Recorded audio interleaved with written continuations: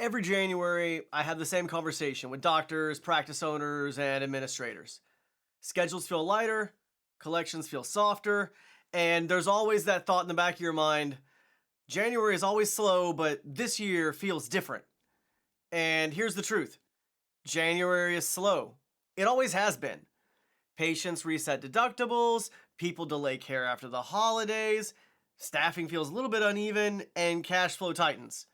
This isn't new, but what is interesting is how we react to it. As practice owners, we're obsessed with efficiency.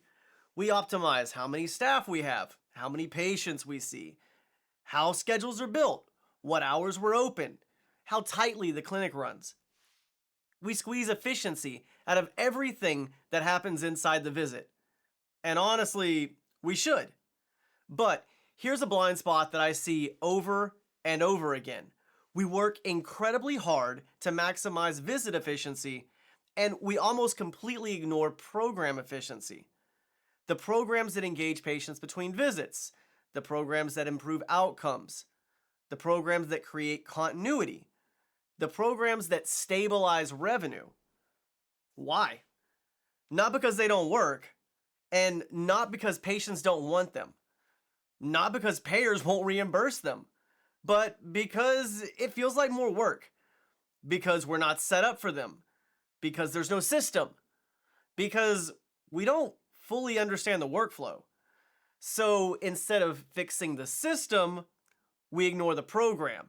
And we say things like, oh, we'll look at that later. Oh, that sounds like more admin work. We don't have the staff for that. Or we don't want to add complexity. And I get it. When January hits and volume dips, the last thing you want is something that feels heavier. But here's the irony. The very programs that we avoid because they feel like more work are often the ones that make January survivable. They don't replace visits, they don't turn you into a call center, and they don't require longer hours. They require structure. Most practices aren't avoiding new programs because they're lazy.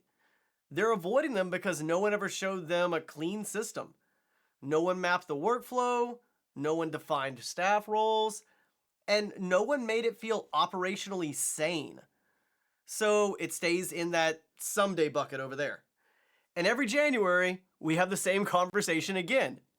I know this because I didn't start by teaching this, I started by installing it in my own clinic with real staff, real patients, real constraints. And January did not magically get busy, but it stopped being scary. So if this January feels familiar, and if you're working just as hard but the numbers feel tighter, and you've optimized everything inside the visit but nothing around it, then the answer probably isn't more patience or longer hours or squeezing your team harder.